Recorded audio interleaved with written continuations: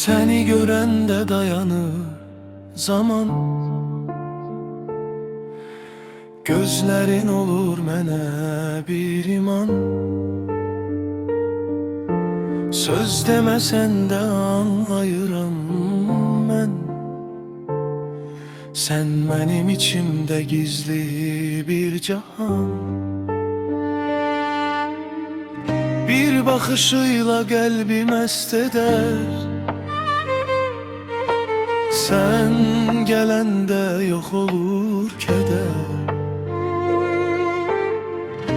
Bir an belə ayrı kalmaya, gitmesin ömrümüz heder. Senle ben eyni nefes, eyni can. Senle ben yazılıp bize bu zaman. Sevgi bile güzel olmur herkese.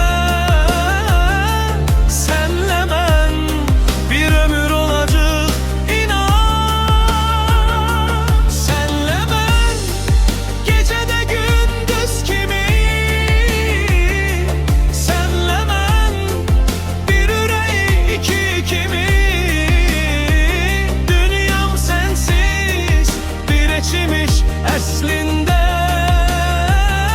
senle mən tamamlanırıq bizimdir. Senin adın dodağımda duvar, sensiz olmur bu qəlbdə heç yuva. Her addımım seni getirir mənə, sanki tale yazıp bizi bir daha. Sen gülende dünya güzelleşir,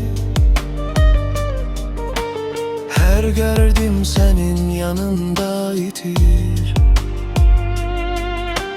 Ben seni sevdim sözle yok artık,